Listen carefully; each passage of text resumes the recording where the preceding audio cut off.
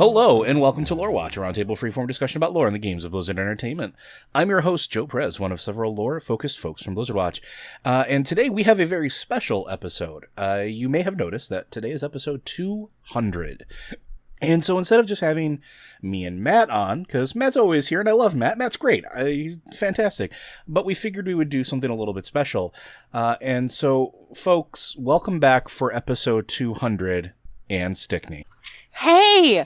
Oh my god. You said 5, 4, 3, and I almost jumped into the intro because I still haven't memorized. Then I was like, no, wait, I'm not the host anymore. That muscle memory, it never goes away. It never goes away. It does not. It does not. But you guys at home have been asking about how Anne's been doing, where Anne's been, if we were ever going to have Anne back on the show. And I've been sitting on this for weeks and weeks and weeks. And I'm happy to say, yes, we were planning this for a while. Yeah, you guys have no idea. We've just been like waiting and waiting and waiting. And so today we're going to... I'm so excited. It's episode 200 of my baby. You guys have done such a phenomenal job with the show. I couldn't be like more proud and more happy that it's still going, and it's still going strong, and I absolutely love what you guys have been doing with it. I feel like I should say that just like right off the bat.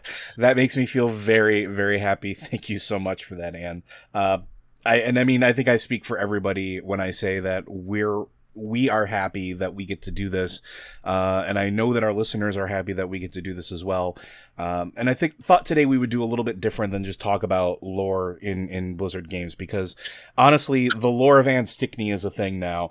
And I was going to say, I am totally limited about the lore I can talk about now, guys, because I'm an employee. If you missed that, I'm working for Blizzard now.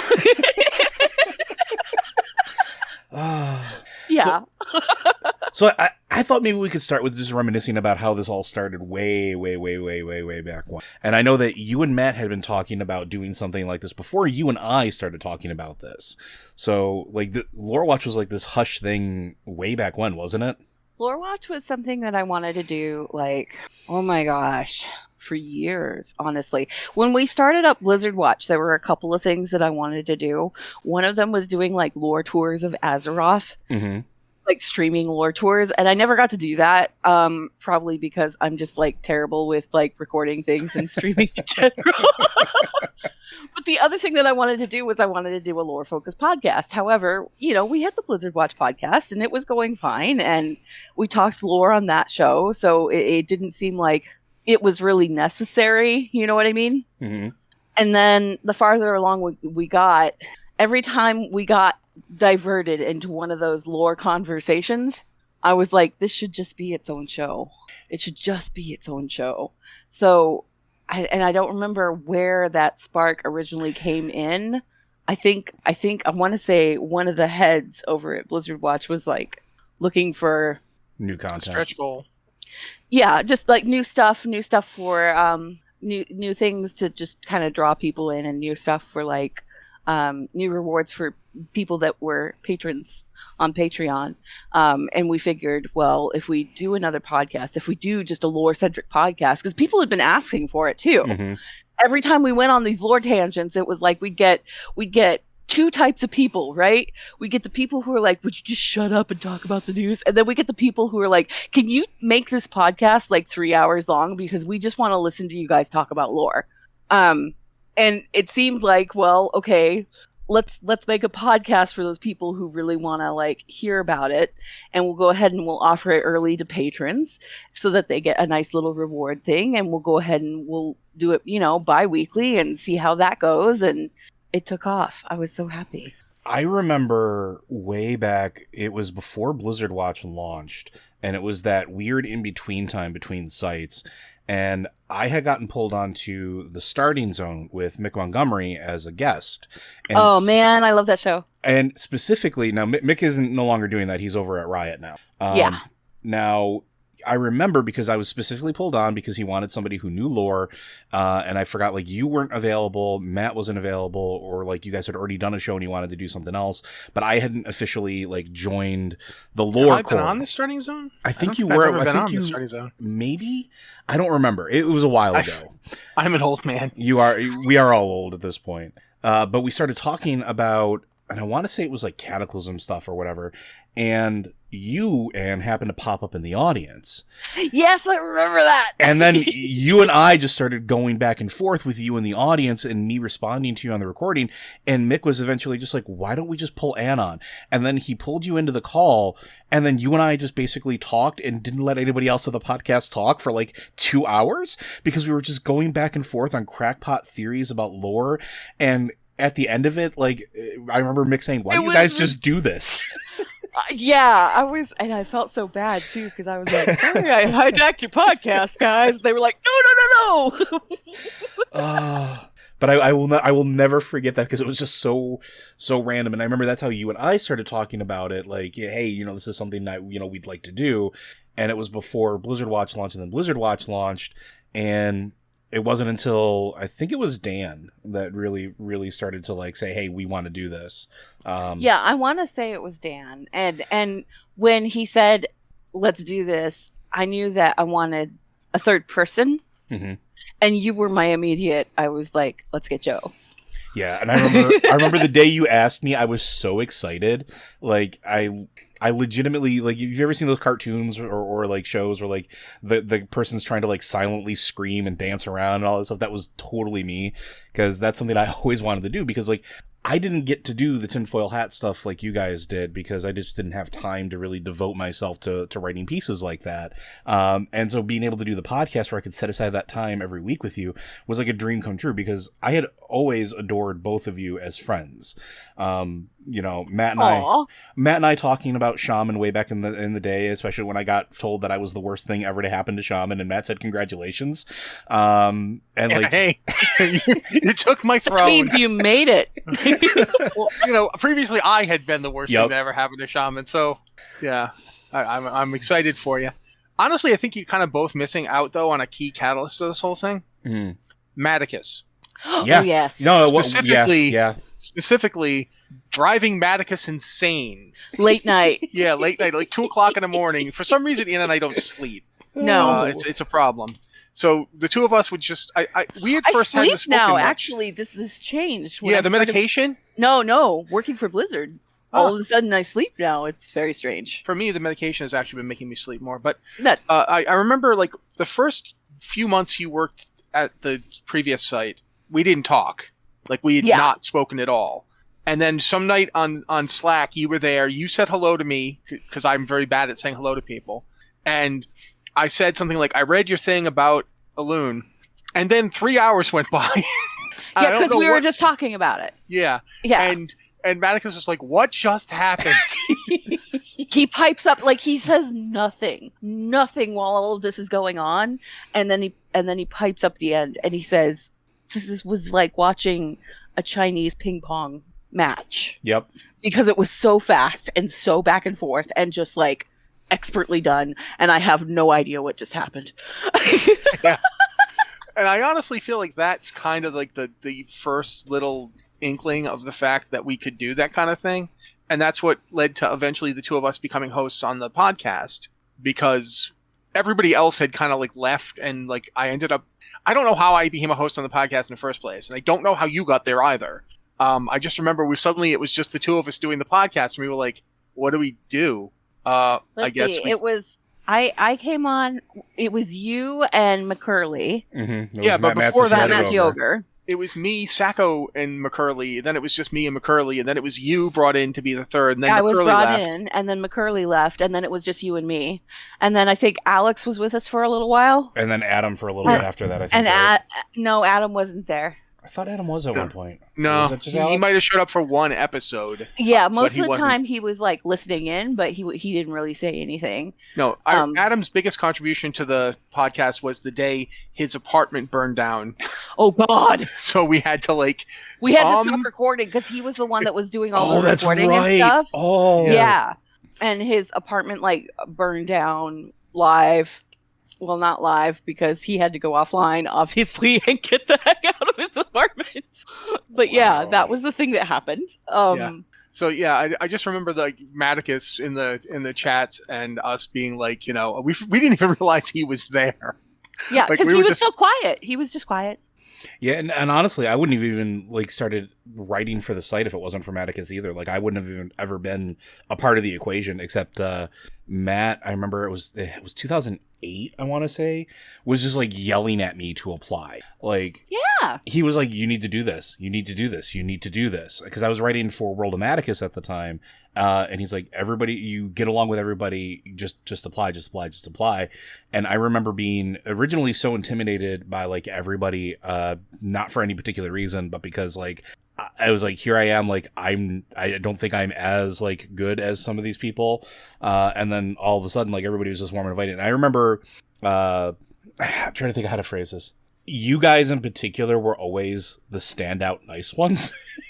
Matt will definitely balk at this because I'm not nice, but you were super, super nice. And we would always talk about random things. And we originally started talking about, I would think it was Slack, and work chat about like tabletop and stuff like that as well.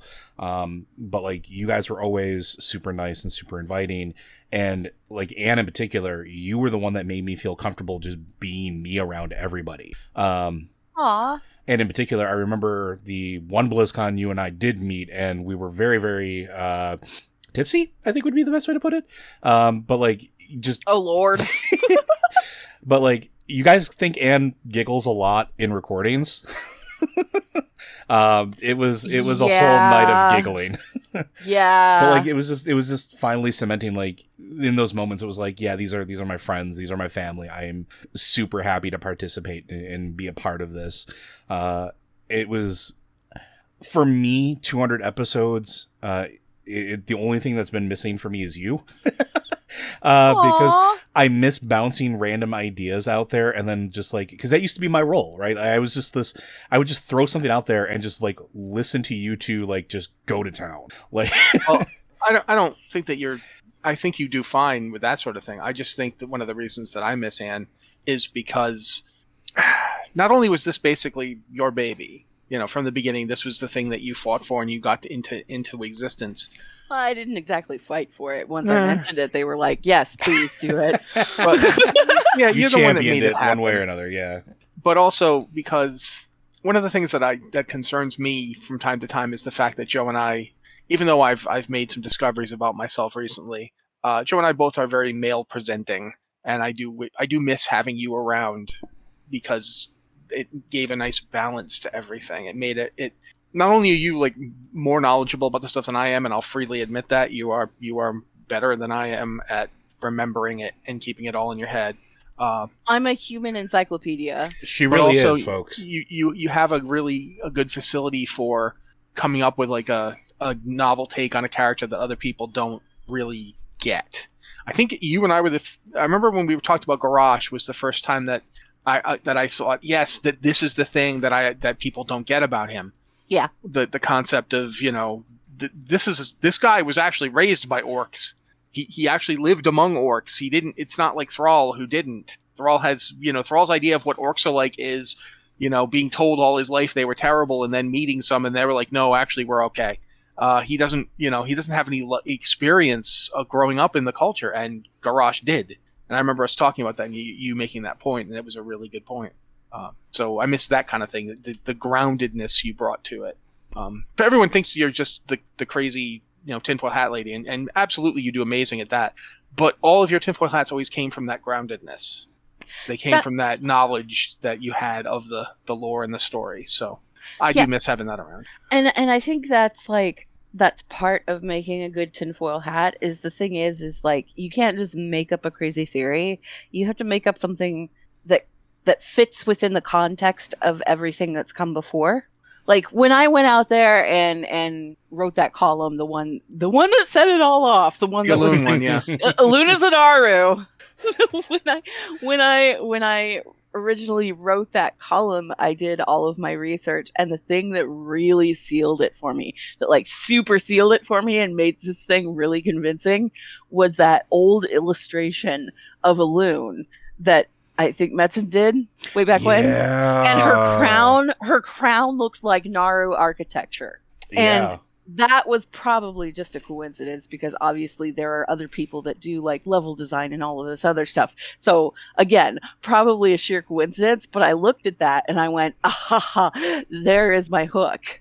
And that's what that, you have to find those little hook moments where it's like, okay, this is where it makes sense. And there are people out there, obviously, I mean, you guys are doing your kind of contributions to the whole lore theory thing. There's also other people out there that are doing Talias and Evitel.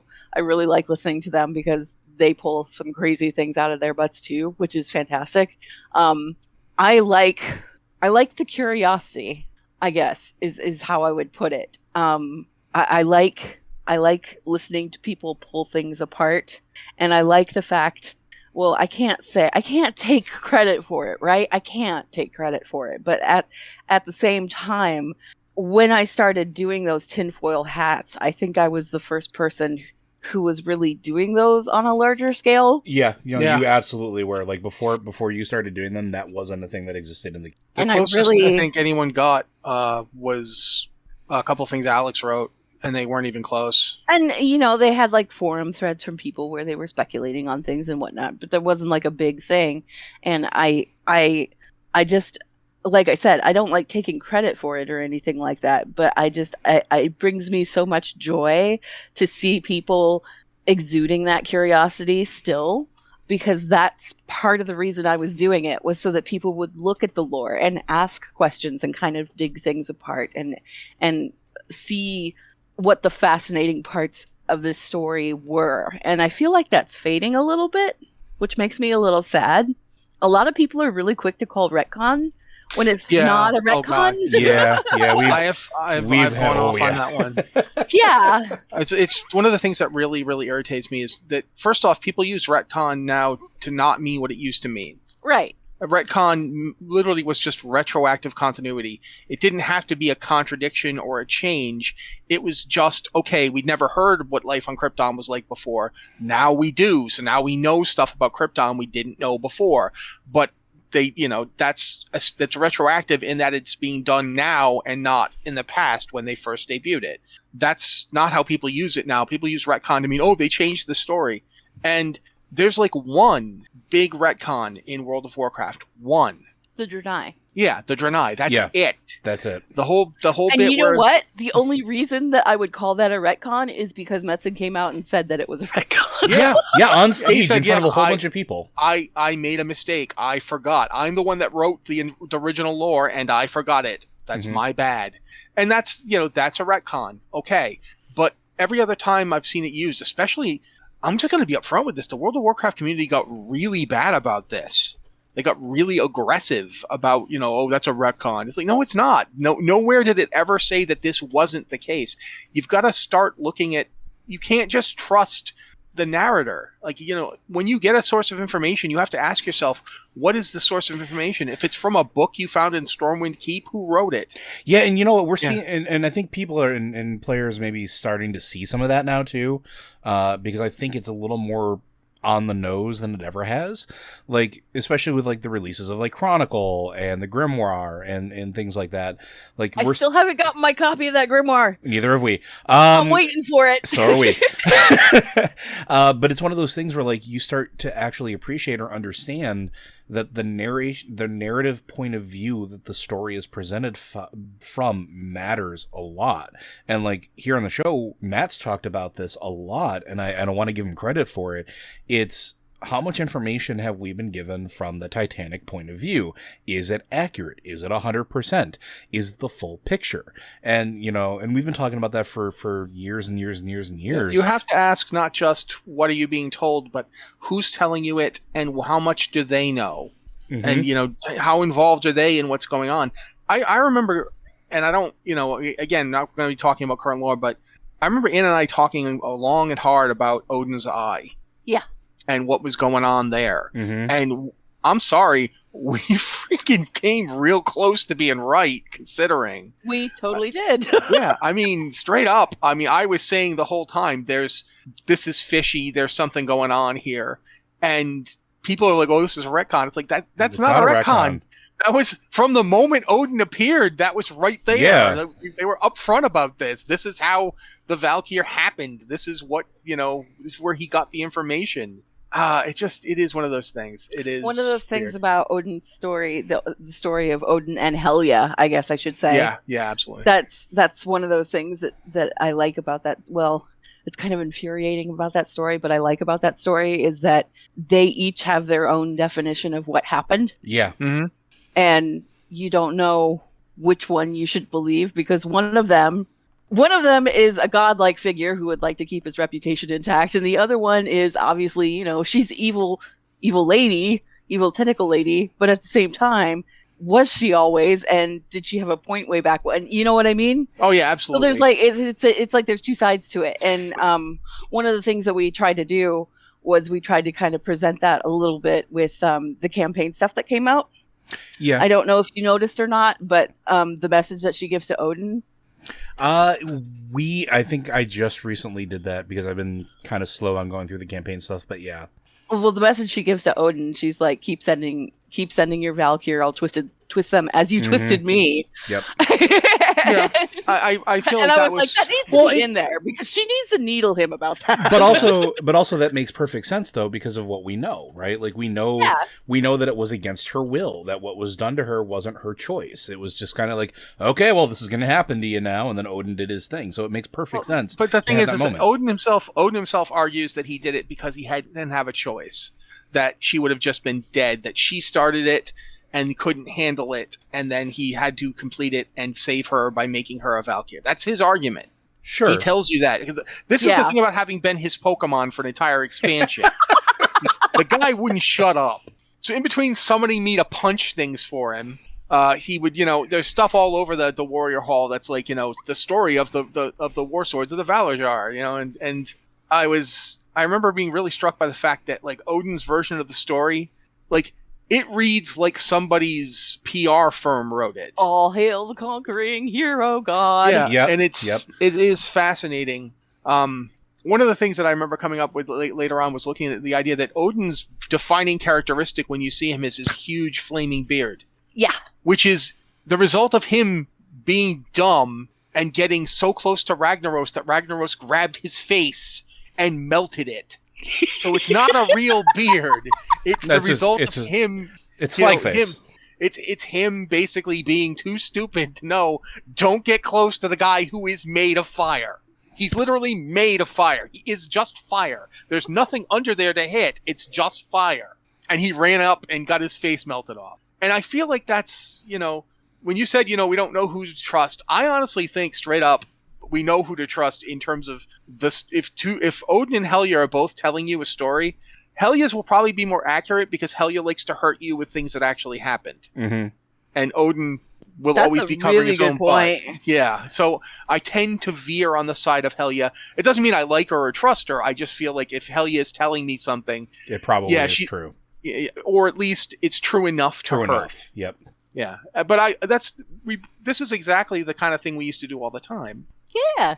This is where this site actually, the show actually came from, was this thing we're doing right now that we probably got to watch, or otherwise it'll be like 4:00 and we'll still be doing it. I'm on top of it. Don't worry. But yeah, so you had mentioned before, and I wanted to actually talk about it now that we're actually on the air. What can you tell us about the historian gig? Because that's something I've been curious about my whole life. Oh man. Okay. So, I did not know the depth that the historian team goes to, because when you hear about okay, first off, I should say I was brought in as temporary because one of the people, there are 3 historians.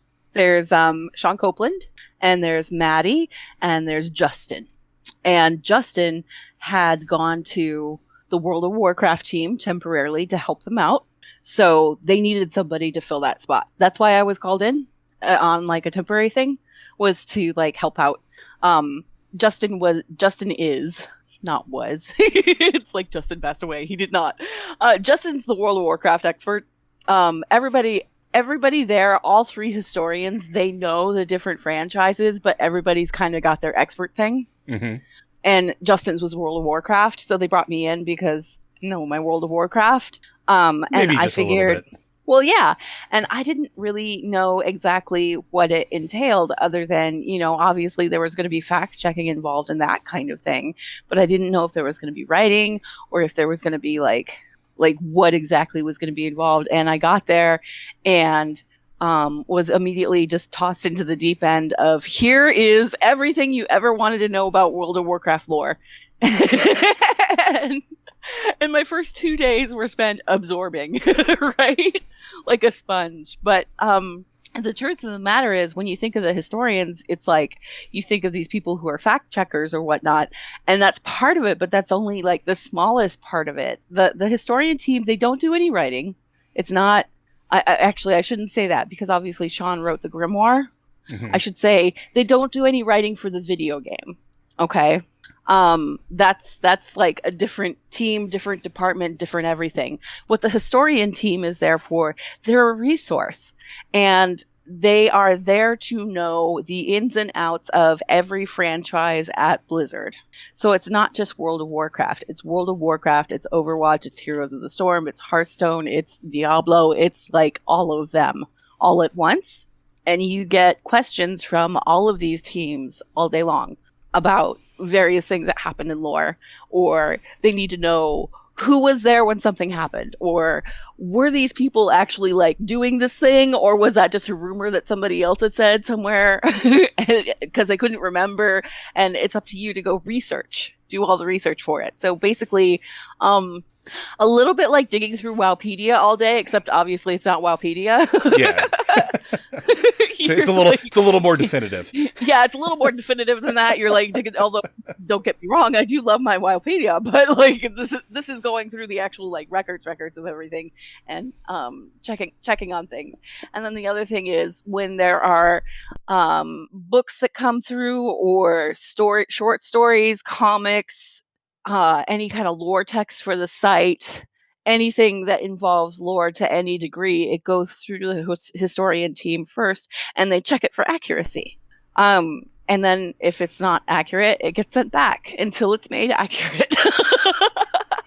So it's almost like for those everybody that's listening that's like more in the tech industry or things like that, it's almost like code revision review, right? So like you basically, somebody goes and writes something, gives it back to have it reviewed, make sure it's accurate, and then you either say yes or no, and then if it's no, it's go back and they make the adjustments, and then it's a constant process essentially from what it sounds like until you say yes, this is good, go forth. Yeah, and then the other thing is that these authors that are writing these things, if they have questions while they are writing, or if they need like something for reference, we'll write up reference guides for like various lore things. Like if they need to know something about like a particular faction or or a group or organization, we'll write up the history of that organization and send it off to them so they have it for reference. That kind of thing. Mm-hmm. It's a lot. It's a lot, and on top of all of that, obviously there's an internal database where we're maintaining all of this stuff so that we have things to go look up. You know what I mean? Oh, yeah. And it's up to the historian team to keep that up to date too. So it's a constant everything. It is a constant push of everything. And while I was there, yes, I did answer like World of Warcraft questions and stuff like that. That's what I was primarily on. But I also I got to work with the Overwatch team on stuff. I got to talk to the Hearthstone team about some things. It was a really, really, really good time. And I found it absolutely mind-blowing, the amount of stuff that they deal with on a daily basis. And I understood within the first week why it's so hard to describe what a historian does, because it's like a little bit of everything.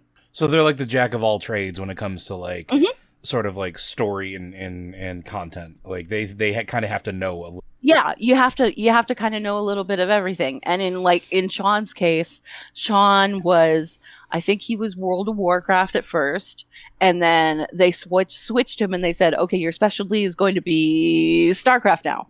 So he had to learn all the StarCraft stuff, and then they're like, okay, your specialty is going to be Diablo now. So he had to learn all the Diablo stuff, right? And they try to do that. They try to mix it up so that everybody is capable of answering things. Because if you have your one World of Warcraft expert go on vacation, what's Yeah. going to happen while they're gone. Well, no, everybody else is still capable of answering it. They might not have all of the nuance, but they still know what they're doing and they know where to find everything. And that's I think, like the biggest part of it is it's not just knowing all of the information, it's knowing how to find that information and where to look. Yeah, it makes a whole lot of sense. Now, you were there It's for kind a of like little being while. an internal librarian almost. It's weird. Hey, nothing wrong with that. Nothing wrong with that Yeah. at all. Yeah. So that was where you were on a temporary basis. How did you go from temp to perm? Oh, okay. So Justin was, like I said, Justin was working for the World of Warcraft team. And when he was done working for the World of Warcraft team, they still needed somebody over there. So basically, Denuser grabbed me and said, okay, you're going to be on my team for a while. And again, it was supposed to be like a temporary assignment, but it was a temporary assignment as an associate narrative designer. And narrative design is a very different thing. Yeah. So can you talk a little bit about what that job entails? Or is that something that you can't really go too far into because of the nature of it? I could go into it a bit. Okay. Before I go into that, though, I need to say, like, the people that all, like, you know how people all point at one person and go, that's the person that writes World of Warcraft lore? That can't Yes. be even Okay, remotely that's close not- to accurate. Yeah. No, that's not accurate at all. Because the thing is it's like everybody writes World of Warcraft lore. So what you're saying is, for those that are at home, it's not just one person that comes up with the story. It's No. almost like there's whole teams involved. Man, There's whole never would have teams thought that. involved. Yeah, no, there's like so many people involved when it comes to making the story happen. I'm going to just really fast. Mhm. This means that if you're about to blame someone for something you don't like, stop it. Yeah. Okay, we're go ahead. I just wanted to put that out there. Yeah, and I should say for the record that all of those people that sit there and point at Christy Golden and like say that she's not on the team, you guys. She's on a different team entirely. She doesn't write the video game, okay? Leave her alone. Please leave her alone. She's a beautiful, wonderful human being who does beautiful, wonderful work and totally does not deserve like anywhere near the crap that she's gotten. Can I say crap? I Yep, don't know. absolutely. Anyway. That's within Yeah. the PG-13 realm. We're good. Yeah, she's not on the World of Warcraft team. She's on like her own. She's off on doing something else. She's a writer. She's And a writer. Yeah, she's a writer. But she writes. She's She not, writes. I was gonna say she's not in charge of where the story goes inside of the game. So people No, can and leave her she's alone not for that. limited to one franchise either. I mean, she wrote that Overwatch short story, the Heck, one that won the the- award. Yeah, The first book I have a signed book from her for StarCraft. yeah. She doesn't write like the video game. She just writes like the stuff that goes along with it. Occasionally, like cinematics, she'll write cinematic dialogue, I think. And that's beautiful and wonderful, and I love that she does that. But she doesn't dictate the direction of where a cinematic goes or anything like that. She's writing dialogue. She's writing beautiful words. So cut her some slack and leave her alone, you guys. Jeez. Anyway, Yeah, I was gonna say, getting back to the actual narrative design stuff. back to the narrative design thing. Whole Okay. teams. Whole teams. Whole teams. So there's whole teams, and everybody's got a part in this story. Because the thing is the story isn't just the dialogue, and the story isn't just the fights that you get into or that kind of thing, right? It's everything that goes into the game, even the things that you don't think about. Stuff like music. The Mhm. music helps propel the story. The level that you're on, like what your scenery, the stuff that's around you, it helps propel and tell that story. Everything helps propel and tell that story. Isn't there an element of that too? Like people, I don't think they consider this, and I know we used to talk about this back in all the time. But also like items and flavor text and stuff like that that's put onto things also Yeah. helps propel that, right? Rewards, stuff that you get, like all those little lore books and things that you find, that kind of stuff. It all helps propel and tell that story. What narrative design does is narrative design keeps in touch with all of these different teams and makes sure that everybody's on the same page and everything is running smoothly, so that the story that's being told is a cohesive one that makes sense.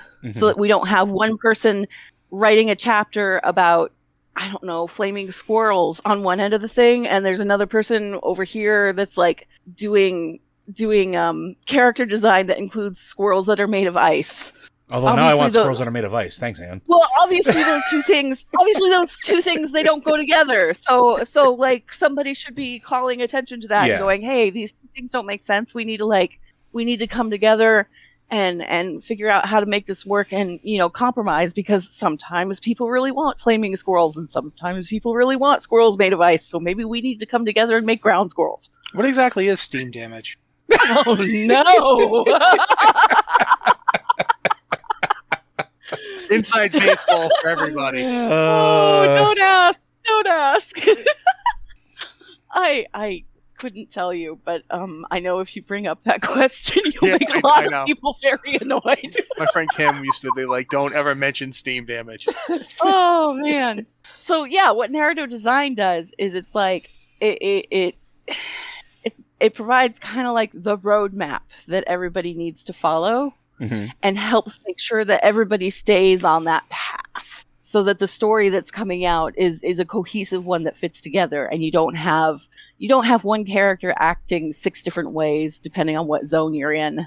So it's almost like part of the quest you're on. You know what I mean? So it's almost like a project development map. So like that, they're almost in charge of just like laying out, like, here are the beats that we need to make sure that we get to. Here are the things that need to stay within these bubbles. Like, okay, that makes a lot of sense, actually.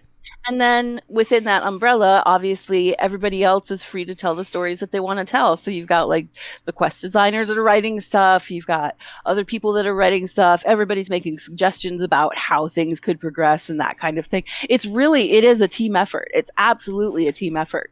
And that's good to hear, because I always thought it always felt like it was more of a large scale collaborative effort than it was like individual teams like just being siloed off and kind of like left to their own devices. So it always felt to me like there were many voices that would be able to say, hey, why don't we do this, or kind of like bounce off each other. Is that fairly accurate then?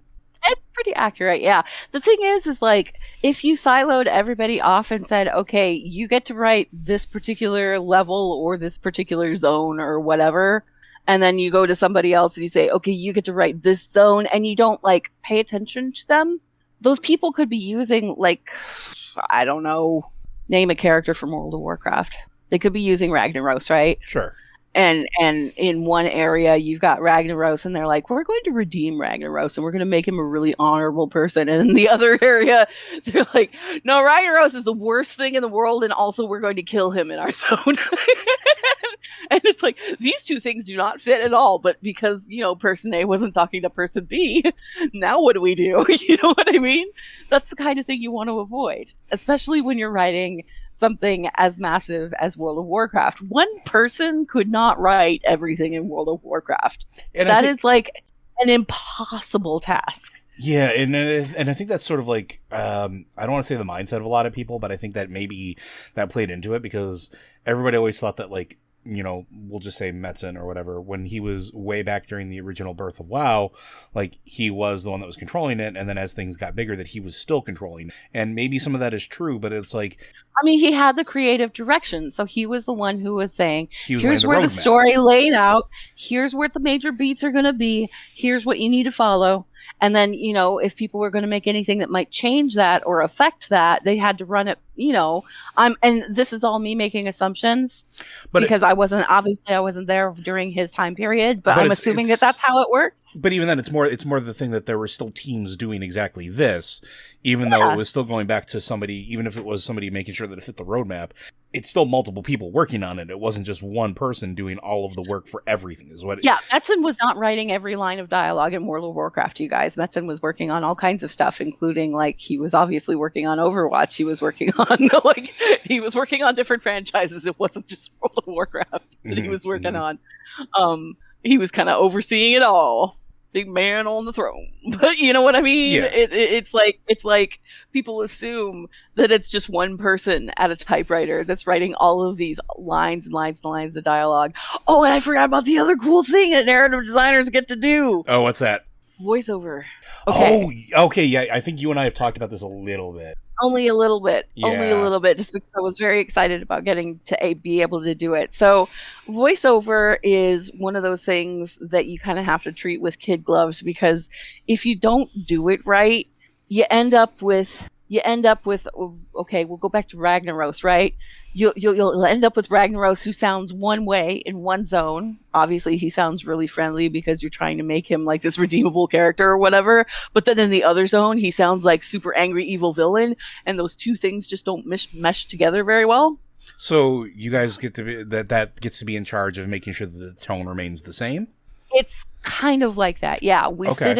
sit in on the voice sessions, and obviously we have our beautiful, wonderful, marvelous voice directors. Andrea Toyas, she's the lead pretty much, and I love working with her. She's such a sweetheart.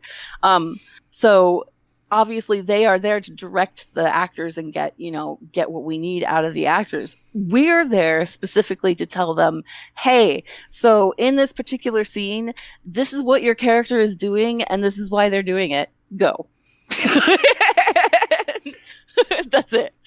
Just to provide them context for the line. Basically, the whole thing where an actor says, "What's my motivation?" You're there to supply it. Right. We don't give them the motivation though, because that's up to them to come up Yeah, with, and that's up to the You give the directors to pull framework. out. You give the We framework. give the framework, This and we is what you say, will be doing in this scene. you And are standing in a field and you are hammering something into the ground. So take with that what you will. And they will take that and go, okay, I must be grunting, and that kind of thing. But we also help select the lines that get chosen to go into the game, so that they're cohesive, so that it all sounds like it's coming from the same person. So you don't get a Ragnaros that sounds really friendly on one moment and really angry at the next. You know what I mean? So it sounds like a lot of almost curation activities is really what it sounds like. Kinda, yeah. And I absolutely love that part. It's obviously it doesn't happen very often, because usually, you're doing like a patch or whatever, and there's only so many lines that you need to record. So there's a series of weeks or whatever where you're doing the voice sessions and you're sitting in and helping out. And honestly, it's just like this really joyful thing. It is so cool listening to voice actors doing what they do best. I don't. You know what? I will agree with that though. Like, not to veer off, but so I had the wonderful privilege at one point of running a Shadowrun game for the voice actress Sissy Jones. Yeah. So it was absolutely fascinating to listen to her get into character and figure out who her voice was, and then start going back and forth, and it was absolutely phenomenal. And you guys know this, and some of you, if you don't listen to our weekly or our monthly D&D stuff, I do voices for my characters. I don't just say use my normal voice and whatever. And I remember the other people in the game weren't voice actors, because we had her on for an interview on another podcast, and heard that we were doing tabletop stuff and wanted to she was like, I've always wanted to do this. Can I do this? I'm like, yeah, of course, absolutely. But we started going back and forth, and it was one of those things where an hour had passed, and I was just floored with how easy and effortless she moved into her character and found her voice and started doing it. And I absolutely adore her, and I adore voice actors in general, because I think what they do is oftentimes underrated. They are so masterful at what they do. They absolutely are. One of my favorite, it was one of my first ones too. Deborah Wilson, she does the voice for Draka. Mm-hmm, mm-hmm. And we pulled her in to do the voice work for the chapter with Thrall and Draka that I believe you guys have played through. I'm not sure, the Covenant campaign one. We haven't had a chance to talk about it on the show, but yeah, okay. I think we're the week past that, or 2 weeks past that. Okay. Okay. So yeah, we brought her in to do the lines for that, and we brought her in to do the lines for that, and then she also had a couple other characters that she did lines for. But listening to her get into character and listening to her do the dialogue, she was just Draka. We were talking to Draka. She never slipped out of character. That's always fascinating. I love that. She brought us all to tears. We were everybody was crying. It was I still get goosebumps when I think about it. And the thing is that was extraordinary. It was an extraordinary experience. It's not an experience I'm ever going to forget. Man, I hope we get to work with her again, because I love her. But there were so many other voice actors and actresses that we worked with as well, and they were all they were all just doing these really amazing things. And I don't know, first off, I don't know how they make their voices just change like that on such a visceral level. Secondly, they're so good at acting. You have to be so much better at acting when you're just using your voice. Nobody can see what you look like. Nobody can see the facial expressions you're making. Nobody can see any of that. So it all has to be carried in your voice. And these guys are so talented. It's just, and like I said, you know, the voice directors that we have, Andrea and the others, are so good at pulling these performances out of these. The voice acting that we've had for this last patch for 9.1, if you have not been listening to the voice acting, you're like, you're doing yourself a disservice. Yeah, you're losing like half of what's going on. The other thing that I think it's important for people to listen to is the music in particular, because like the music that's been done particularly for this patch is absolutely beautiful. Yeah. And to speak on that from just like my perspective as an outsider, I never play with music on. I also rarely ever play with sound on. It's just kind of how my brain has always been sort of like with the game. So like rating, anything like that, I usually have everything off except for like my alerts. But with patch 9.1, I forgot what caused me to turn it on. I turned something on, and it might have been just like audio between two characters, and I wanted to really listen. And I usually turn it back on for that, but I had reset the music toggle, so music was turned back on, and I didn't realize it at first, and then it just pulled me into the moment, and then afterwards I realized, oh, I had music turned back on. I wonder what else I've been missing. And so I started like going through and redoing some things and listening with everything turned on. And you're absolutely right.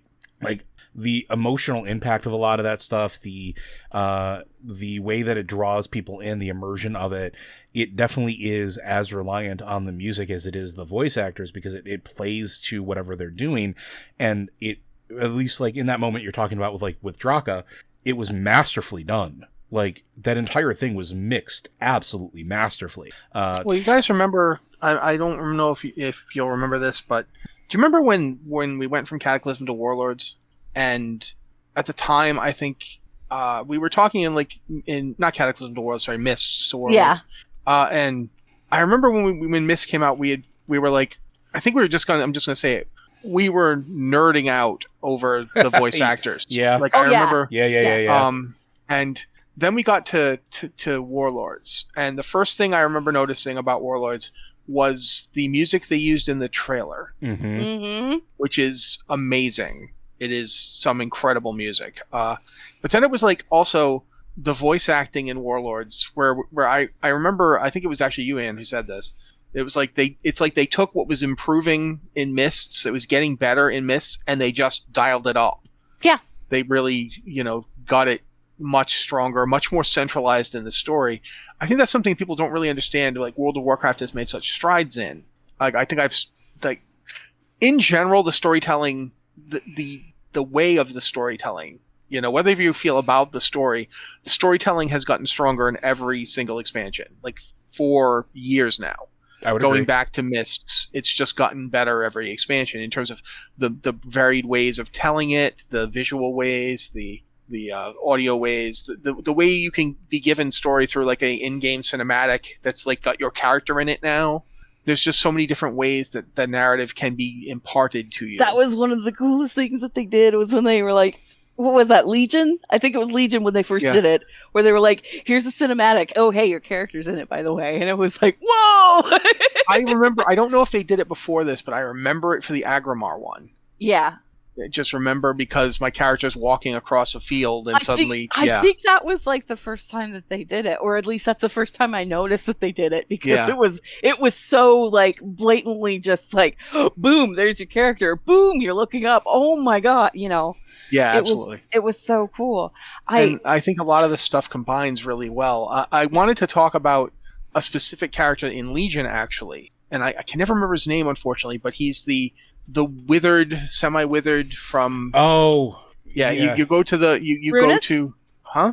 Runus? I think so, yeah. The one who's like... when he dies, he's like... at least I can't see you anymore. Yeah. Yeah, that's Runus. and just such a combination of like well acted, well scripted, really effective. Because I did not expect to care about that guy. I know, You know, right? when you first meet him, who cares about this guy? Whatever. Oh, but by the end of it, you're just like, oh my god, poor baby. It was like, thank you, my friend, for letting me, you know, have a moment of redemption, and then he dies, and you're like, wow, okay. So I think what you're talking about is very, very apt for the current game, and it goes all the way from name characters to like people you didn't know who they were, like Zakan, Zappy Boy, who I still don't like him. I refuse to like him. No, but I mean, it's Matt being Matt. Yeah. Oh yeah. He's well acted, and you get a real sense in the few moments where you see him. You get a sense of what he represents. He represents World of Warcraft Horde players. Yeah. You know what I mean? He's the player who's like, wow, it's Sorfang. That's so cool. I'm gonna go talk to him. And then Sorfang is like, honor is meaningless. All this must. It's like, you know, they're like, dude, you're my hero. You gotta buck up. We can't have this. And I thought that, you know, it's just one of those things where it comes together really well. You guys, hang on. I have to look it up real quick. I think. That takes me back. One sec. For those of you that are listening, this is classic. Like this is one of those things where one of the three of us would always, oh, what is this thing? You two talk. I gotta go look this up. Yeah, it's practically a callback at this point. I love it. Oh, it makes me so happy. Okay, I'm sorry. I just had to make sure that it was actually out there so that I could talk about it. Yeah. Because I have to do that now. But if you look up the Exploring Azeroth, the Kalimdor one that's coming out, it's actually told it's Rexxar and Zakan that are traveling across Kalimdor. So it's being told from Zakan's point of view. Which I think is absolutely brilliant, honestly. Yes, it's very good. I like it very much. So we're getting close to the end of our time here, which is always sad. But I guess let's do this. And it's been 100% a pleasure to get to catch back up with you and to talk with you and to hear your voice again outside of just D&D. Are you going to give her a final thought? I was just going to say I could give her a final thought, but I'm going to do it this way. Over the course of all the time that you've been away from us, we'll say, what is the one thing that you have done or encountered that has brought you the most joy so far? Oh God. There's so much. There's so much. So when you're doing narrative design, you do get to write a little bit. Because sometimes the designers, they need support in areas and they're like, I don't know what to write here. Please write me a few lines. I worked with one of the quest designers on the Thrall and Draka part of the quest chain, and I got to write lines for Thrall, and I got to write lines for Draka, and that was like my moment of sheer bliss. I can see the smile. It's huge. It's absolutely huge. But I was so stoked that I got to write for those characters. And then I can't talk about it in detail, but next week, and I think by the time this one comes out, it'll actually be out. Next week's chapter is one that I am very proud of and that I worked on very closely with the quest designer and wrote a lot of the dialogue for. And I am so stoked for people to see it. Like, you don't even know, man. I think we can imagine just a little bit. It's more banner characters that I'm like, oh my God, I never thought in a million years I'd be able to write these people. But I think I don't know if I speak for everybody, but I'm pretty sure I speak for a good chunk of the people. We definitely miss you, and we miss having you here with us weekly.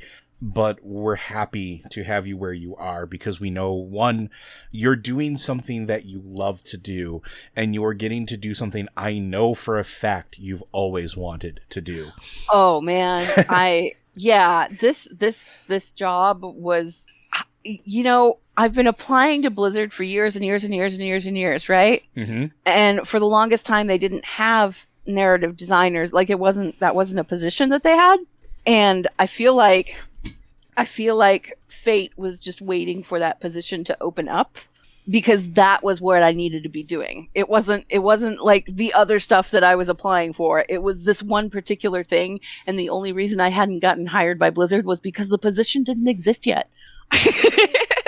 But I am loving everything that I am doing, and I am putting my whole heart into all of it. And honestly, everybody on the team is. I've never met so many people who are so stoked to be doing what they're doing and making these incredible games for people and making them as like cool and dynamic. Why did I say dynamic? That's such a terrible word, but cool and touching and maybe sometimes infuriating, but hopefully entertaining. You know what I mean? We're trying to make things that people care about, and I like to think that we're succeeding. I hope that we're succeeding because this is what we love to do. This is what we absolutely love to do. And I miss you guys so much, but I love where I am so much. Well, I mean, and I think we understand that feeling. Yeah. But before I go into the outro, and I'll let Matt say anything he wants to say, obviously, but from me to you, Anne, you know, I adore you. I'm very happy that you're happy and doing something you love. I'm glad that we still get to have you occasionally, and I like watching your journey as... Thank you. It brings me joy and warms my heart to watch you succeed, is really what it boils so down to. Crazy. Every day I'm learning something else.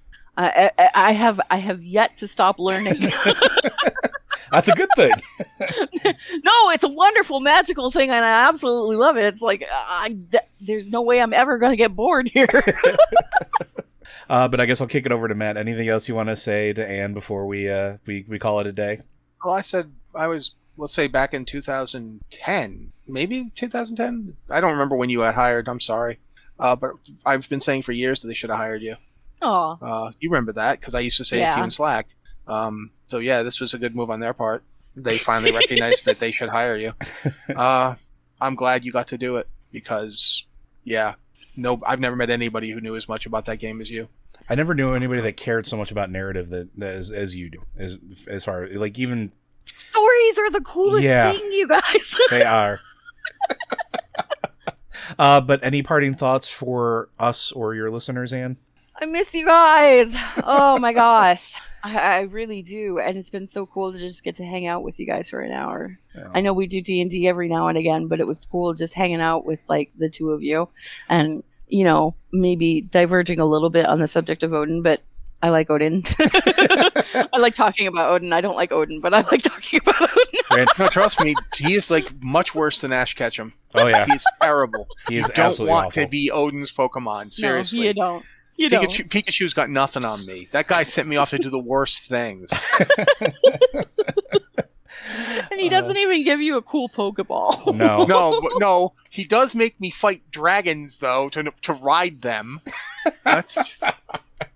Please go punch this dragon in the face. Oh, I love it. But Anne, thank you so much for joining us for episode 200. Thank you for taking the time out of your week. I look forward to everything that you're going to produce in the future. And I'm excited to see what bears the very obvious marks of one wonderful Anne Stickney. If it makes you cry, I probably had a hand in it. That's usually my go-to. But folks, Blizzard Watch is made possible due to the generous contributions at patreon.com/BlizzardWatch. Your continued support means this podcast site and community is able to thrive and grow. Blizzard Watch supporters enjoy exclusive benefits like early access to the podcast, better chance at having your question answered on our podcast or the queue, and an ads-free site experience. Does it feel weird to read that? A little bit. To her? Yeah, it absolutely does. That? It is. Okay, so a little bit behind the... I'm going to end this with a little bit of behind the curtain type thing. So the intro, outro, and stuff like that, when we were getting set up for me to transition and start doing the recordings and stuff, Anne was sending me everything, and we were like coordinating and like figuring this all out. So I am literally reading things that Anne wrote to Anne, and it is a very weird feeling. And the stupid part is like, I have all that stuff memorized, so as you're saying it, I'm saying it in my head. Yep. But Anne, again, thank you so much. We love and miss you. missing us too. Thank you for having me on. Yay, episode 200. Yay, episode 200. Your thing made it to 200. Yep. Yes. And we're going to keep it going. Good. But folks, we'll see you next week.